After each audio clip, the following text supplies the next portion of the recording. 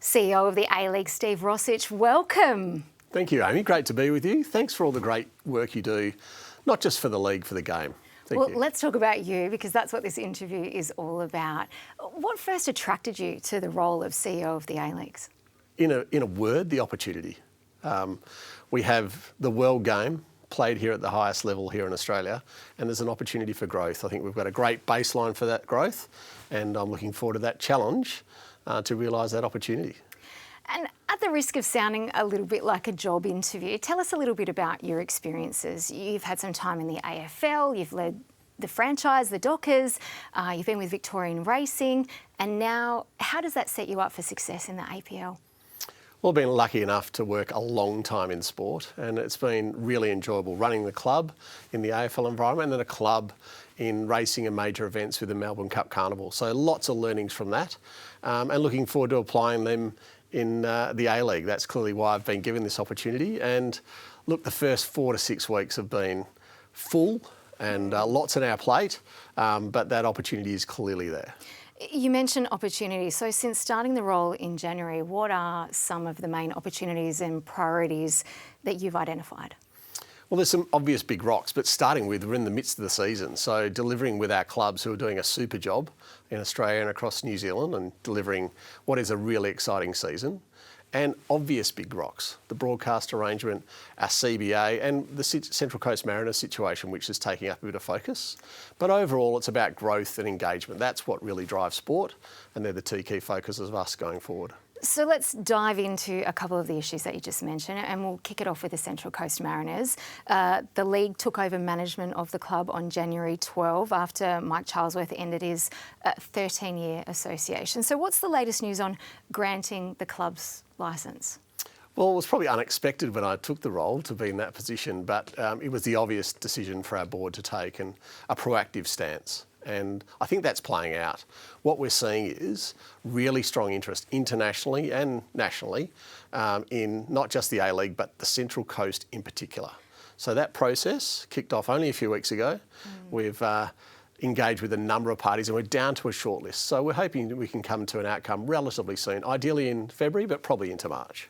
So there's genuine interest from overseas clubs? There's genuine interest internationally and nationally. And as I said, that showcases the opportunity and really enjoying the engagement with those parties at the moment as they're finding out more about the opportunity at Central Coast and the A-League. And we're also finding out more about them to see who is the right partner to take it forward. And you said the timeline is March-ish.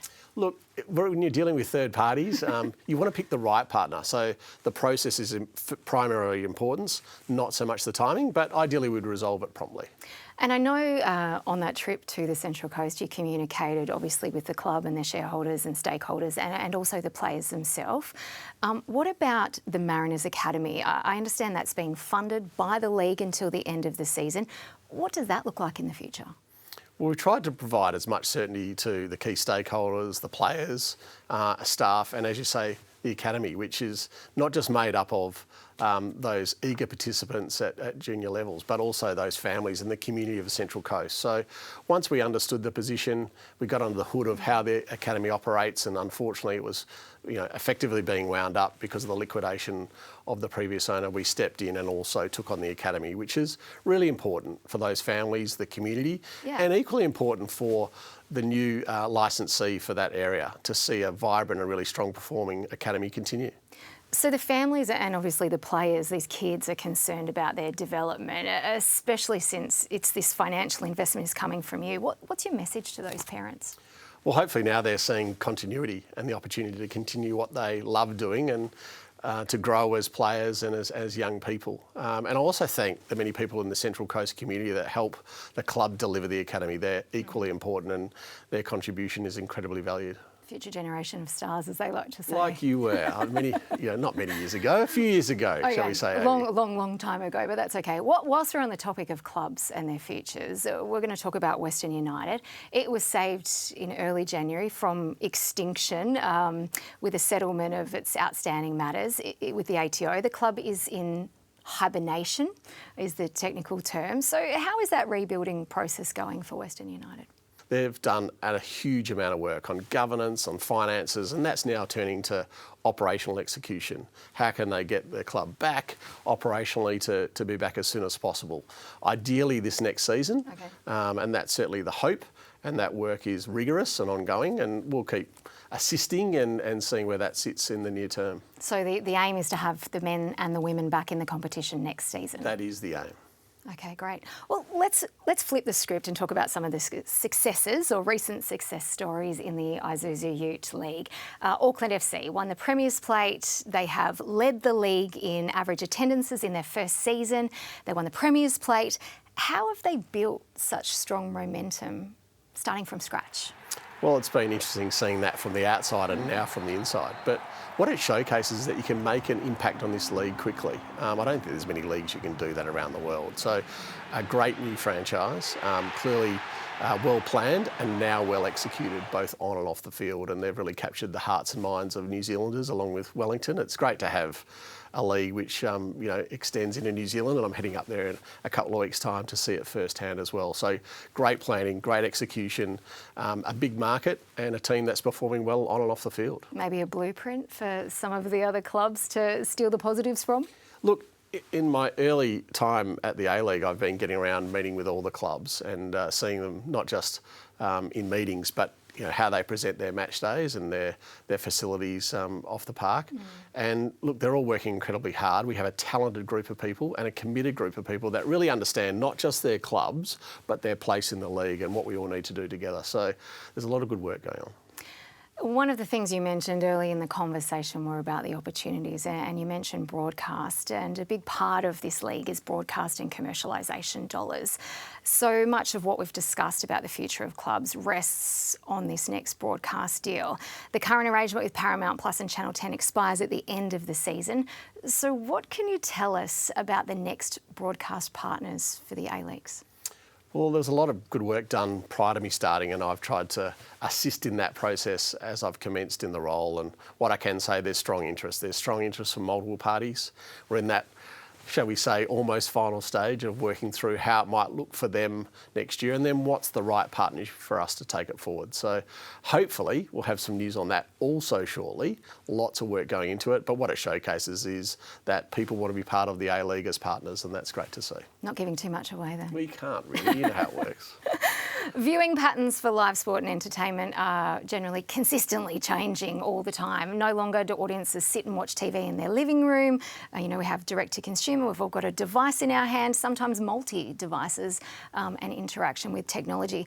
Where do you see the fans consuming the A-Leagues in the future?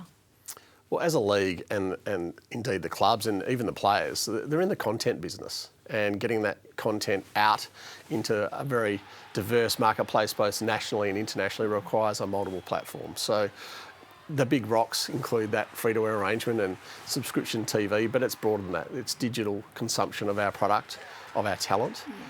So there's been a great focus on that and some super work done to position us well, particularly as we're focused on the youth market and young families, and we know with kids on how they consume content. And it's not the traditional means, and you have to be relevant and you have to be up to date and creative, and we think we can be all that, and we are trying to be all that.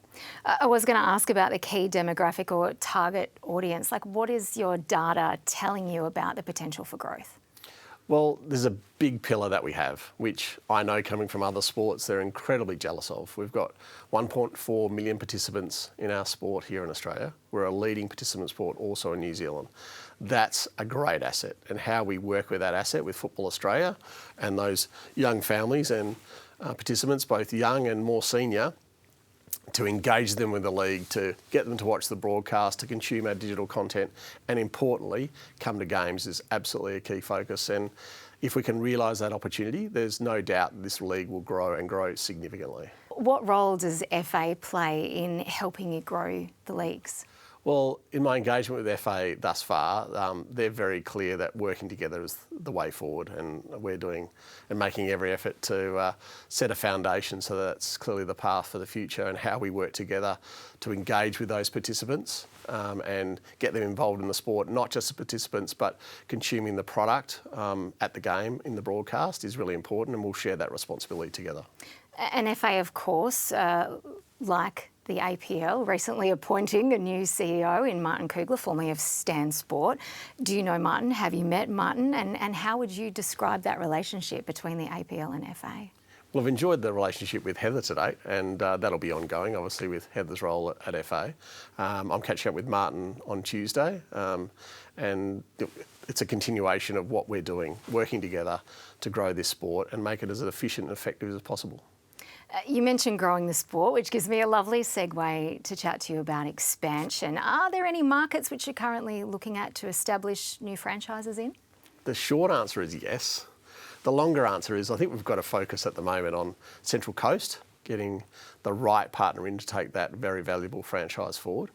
You spoke about Western United, getting them back, not just off the field, but on the field. Mm-hmm. And there's also Canberra. I think that's a really good market for us. We've got a women's team performing exceptionally well, and ideally we'd be matching that with a men's licence and taking that club forward. So they're the three key focuses at the moment. But long term, other opportunities, I think there is. That kind of pushes us into talking about the Ninja A-League, I guess, because we've focused on the Isuzu Ute men's competition so far. So let's pivot a little bit. What score would you give the Ninja A-League this season? We're in front of the ledger, but work to do. You've experienced it firsthand. I've been lucky enough to be involved directly with a women's franchise in a different sport. It is a great strategic opportunity for us, and there's such a platform that we have now. It's been an absolute breeding ground for talent, including to the Matildas and internationally. It's capturing the hearts and minds of young women right around the country and in New Zealand. Harnessing that and growing that is really important. The recent PFA report recommended investment in the league, allowing players and coaches to become full-time professionals. Is that a serious consideration for the APL? It's a serious aim, absolutely. And trying to get to that outcome in a sustainable way is what we're focused on. So do we want to achieve that? Yes. What's the time frame and how we get there? That's where the work is. At a national level, of course, the 2023 Women's World Cup exploded. It saw a spike in popularity around the world in women's football and here in Australia. That's potentially plateaued a little bit since that time, but we're ramping up for the Women's Asian Cup coming up in March. How do we leverage the interest in that tournament to increase the visibility and engagement with the Ninja A-League? Well, you just spoke about the 2023 World Cup. And didn't that capture the nation's imagination? It was hard not to be part of it. And that showcases the benefit of major events and what our sport can do and how it really goes right across all demographics, all states. And it was just delightful to see. So that opportunity is at a different level with the Asian Cup that's on our doorstep. It's a privilege to have it here in Australia. We're working really hard to now look at how we benefit from that. So live sites, digital content, and also promotion in the lead up to our final series. That's what the team's working on at the moment. And hopefully witnessing lots of players that play in the Ninja A-League out on the park. There's no better advertisement than that, is there? Absolutely. We'll think back to that 2023 team. All of them came from the A-League. I think the average games played was 85, and that's a great result. Solid foundation. Let's talk about some of those players then, what we call the golden generation of women's football, Sam Kerr, Steph Catley, Caitlin Ford. How important is it to retain and potentially attract them back to the Ninja A-League? That's the opportunity for us as a league, but also the clubs, providing that environment, not just to identify them, grow them, if they have the ways and the means to then progress internationally, but to entice them back. You're seeing that in the men's league, and I think that's a natural evolution also in the women's league. Because many people would say that should be a strategic priority, especially when it comes to growing the fan base and overall popularity. Do you agree with that statement? Absolutely, and clubs are focused on that, providing that environment, that economic opportunity to return to their home country and play in front of their families and friends. So in terms of sustainability of clubs in the Ninja A-League, of course, we talked about Western United earlier, and you mentioned Canberra United. There was some concern about Canberra competing in this year's league. What does the future hold for Canberra? But does the APL intend to take over the Capital Football licence as well? I'm enjoying my engagement directly with Capital Football. We're catching up every couple of weeks, and I'm learning from that engagement. there is a significant market opportunity. I think the preference is that we do have a combined licence men's and women's. That would be the ideal outcome. I can say we've got parties that are interested in that prospect. And that is a focus at this point in time. As you can see, there's a few things on the agenda. There is. But that's a priority because it's a great market, and hopefully that's something we can achieve relatively quickly. If not, we'll work through all those different permutations. But there's no doubt that there's talent and that there's a market there in Canberra. Well, Steve, let's talk about the salary cap. We understand negotiations on a new collective bargaining agreement, or better known as the CBA, are in play. The APL has previously stated its ambitions to introduce a hard cap on the Isuzu Ute A-League. How far are you in with those discussions, and how have they been with the PFA? And what sort of feedback have you received from the clubs on this hard cap initiative?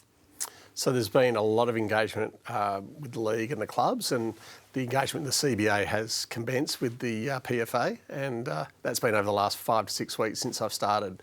What's clear is the PFA really do understand the economics of the league and the necessity to work together to grow, and that's been really impressive to see. Not just the PFA, but the players that are part of the PFA. That's really well understood. So that gives us a really good platform to now work through things and ideally conclude things, over the next few months. So you don't see it being elongated, you see getting in there, doing what you can both do and finding a solution that's a win-win? Well, that's what it has to be. That's why it's called collective bargaining. It's called working together to get to an outcome, and hopefully that'll be quickly. Again, likewise with other arrangements, it's more about the process from here rather than the timing, but ideally we'd work through it over the next 4 to 6 weeks. Clubs are also recognising the value of tying young players down to longer-term contracts. Now, that's in a bid to protect their value and enable the club to sell players for bigger fees in the future. Is that something that's been communicated or encouraged by the league to promote self-sufficiency amongst our clubs? Well, the key hats off is to the clubs. Well done on identifying the talent, developing that talent, playing that talent. We've got more minutes being played by under 23s than any other competition in the world. And that's now translating into the world recognising Australian talent and securing it, and therefore record transfer fees. So hats off to our clubs. But I think also the big message here is that's the base. I think we can really grow from these record levels, sort of 2 to 3 times in a relatively short period of time. So we need to provide an environment as a league that encourages clubs to do that and provides an environment for them to do that. Do you think the fans want to come and watch young players play football? The short answer on that one is also yes, and you're seeing that at the moment. Look at Newcastle the other week with that significant crowd on the coast, the largest crowd they've had for some time, and the amount of young talent they're playing. Hats off to them. So pleasingly, in speaking about crowds, the crowd numbers have been up in the Isuzu A-League. Brisbane, 21% year on year. Perth up by 20%. Adelaide and Newcastle 6% and 5% respectively. What do you attribute those increases to? Well, there's some low bases that they're building off, but also they're great markets and they're teams that are investing in their community, investing in their game day experience and really performing strongly on the pitch. So all those things come into play. And I think what I've seen is a tremendous amount of work being done by all clubs to nurture their crowd attendances and to grow them, maybe not aggressively, but grow them sustainably. Some of the work that Perth Glory did, for example, the crowd you mentioned, in working with their participants to get them to that game and then make sure they engage with the club for the rest of the season is first class in any sport. You would have plenty of experience in club engagement, being the CEO of the Dockers. You had 11 years there, growing a fan base, connecting with fans. What does your experience tell you about the opportunities in the A-League to do that with these clubs? Well, the first thing is the product on the pitch. And what we're seeing is a really strong product. What a great competition in the men's and the women's. It's really even. We're providing an environment which is unusual in world football where almost anyone can win on any given weekend. And that's a great environment to entice crowds to get to a game. Really pleasing to see. The amount of goals that are being scored and the excitement of the football itself.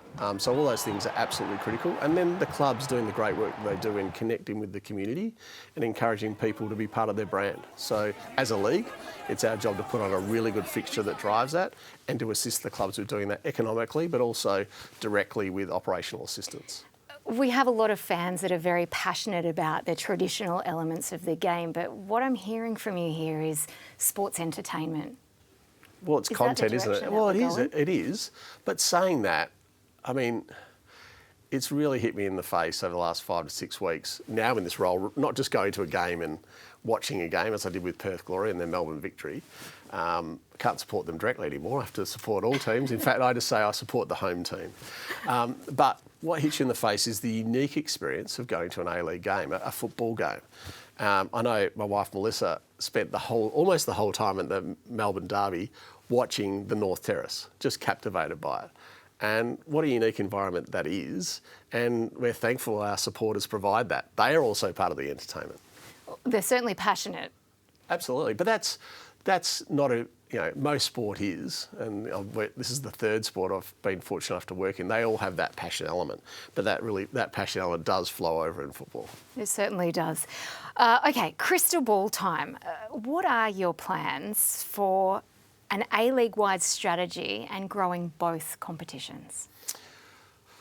Well, I can't tell you that right now. 5 to 6 weeks in, the focus has been on engagement, really understanding our clubs, understanding our key people, looking at the great work that our board and management team have done as a baseline and how we grow from there.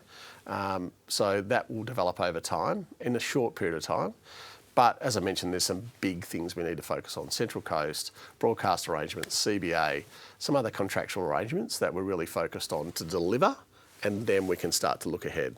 But that'll be focused on two things, growth and engagement. Well, Steve, once we get through these so-called big rocks and perhaps towards the end of the season, what is the plan to review and refine the 2030 strategy? Well, I think the important thing you said there is it's a refinement. We already have a strategy, so it's really looking at that, testing that with our ecosystem, clubs, key stakeholders, getting them to be part of that process, setting the vision, being really bold in what vision we can set, and then going apart on developing that plan and ultimately executing it. I think if you think about where we are now and that opportunity, there's no reason why we can't be the third biggest league in this country and into New Zealand. So that's the aim. Let's see if we can realise it. Your history in business speaks for itself. Commercialisation, leadership, but let's talk about you as a person. And less comfortable about that, but that's okay. And a leader. What type of leader do you think you are, or do you aspire to be? Really good question. Look, I take the role seriously and the responsibility of the role seriously, but not myself seriously. But I strive to be open, honest, clear, consistent. They're key elements I try and drive. But also a key element is providing that what is possible environment, really optimism.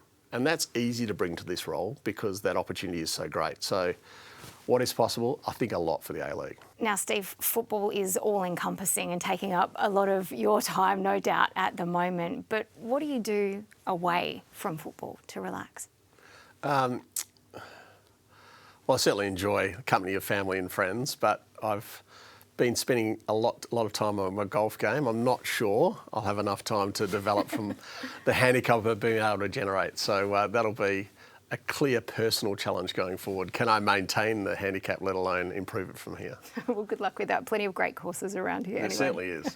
I know you have spent a lot of time in different sports, but not so much time around football itself. With the exposure that you've had to the game so far, are we turning you into a fan as well? Oh, I always have been. And I think back to the prime of the A-League, back in the sort of 2013 to 16 period, and a regular attendee at Perth Glory in the shed. And that was always a bit of fun on the hill there. So I've been a long-term fan, watching European football as well. And I think that's one of the unique things of our game. You have your Australian A-League team or your New Zealand A-League team, but you're also likely to have multiple international teams. And I think that's quite unique to our sport. Right, spill the secret. You're about to make some friends and some enemies. Who is the team you support globally in football? Well, only because I've had the opportunity to visit them, both Fulham and West Ham. Those are the ones I follow most closely. The Hammers. Having spent some time with them, seeing how they operate. So there's always a soft spot for those teams. What did you take away from those visits? They were a while ago now, but I think the common denominator in sport, it's about the on-field product and Yeah. being as good as you can be and providing an environment to nurture and develop players, not just for now, but as you are now, an ex-player, being part of their lives going forward. But that connection, community and fans, really, that's what we're all about in sport. And you would have learned a lot of lessons. You were a youth product of AFL, the waffle at one stage, as they like to call it over in Western Australia. What lessons did you take from being a young athlete that you still use in business? Well, I think there are reasons why as parents we encourage our kids to play sport, that team environment, really testing themselves as people but as athletes and providing that rigour and discipline.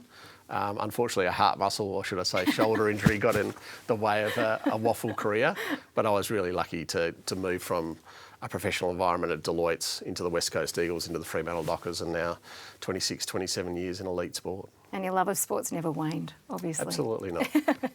All right, if we talk about the league here in Australia, who is a player that's caught your eye so far this season?